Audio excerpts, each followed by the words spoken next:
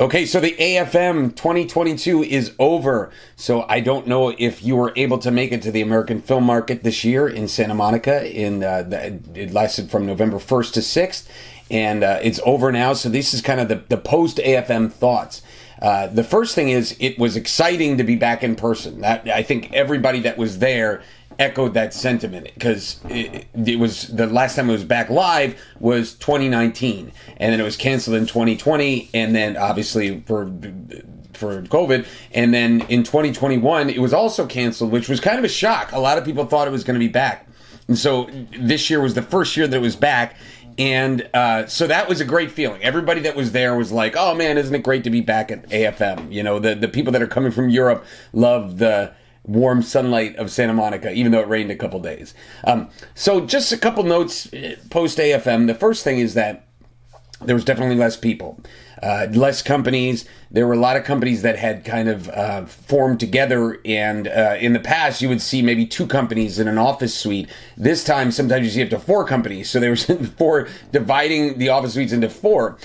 My company had its own office suite, the same suite that we've had every year, but there used to be a lot more down the hallways. Like, we're on the 6th floor and it goes all the way up to the 8th floor, and if you went up to the 8th floor, there was portions of hallways that were relatively empty, and AFM was never like that. Every single room was filled, and in fact, this year they started letting people stay at the Lowe's Hotel, which was never a thing, and obviously because they have less people there, so the hotel's trying to maximize and let people stay in the rooms. In the past, every single room was taken up by an office, so there was no place to actually, to stay in the hotel, so that was not a thing, and so that's something that's new.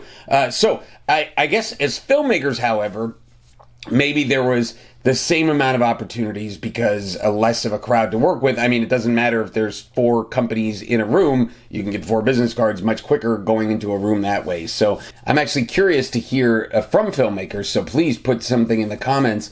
If you had a great experience, had a bad experience, I'd love to hear your feedback on that, because there are certain things like panels that somebody can just go and attend panels, pick up a few business cards, do some networking, and still have an incredible experience. So I want to know your experience as well. But I will say that from my end and my experience there, first off, it's great to see people that watch the YouTube channel and are members of Filmmaking Stuff HQ, or read the blogs on Filmmaking Stuff, or listen to the podcast. It was great to see all those people there.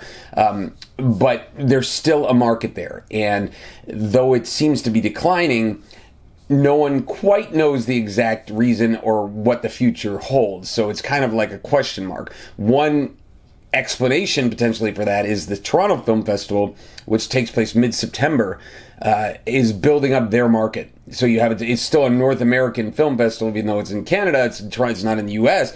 So you have a month and a half before, a lot of buyers came to that Toronto market. So there wasn't as many buyers that decided to do both. And if that market's building up a month and a half before, some buyers have gone, okay, that's it. That's all we're buying for the year. Why do we need to go to AFM? So that was potentially a problem. So there's all kinds of potential solutions. Maybe the Toronto Film Festival and the AFM are going to combine or do something like that. Toronto's not going to move. AFM is not going to move. So I'm not sure where that rumor came from. But something is going to change the future. The bottom line is, for filmmakers, I think it's still a pretty great opportunity. I'd love to hear from you in the comments section if you had a great experience or not.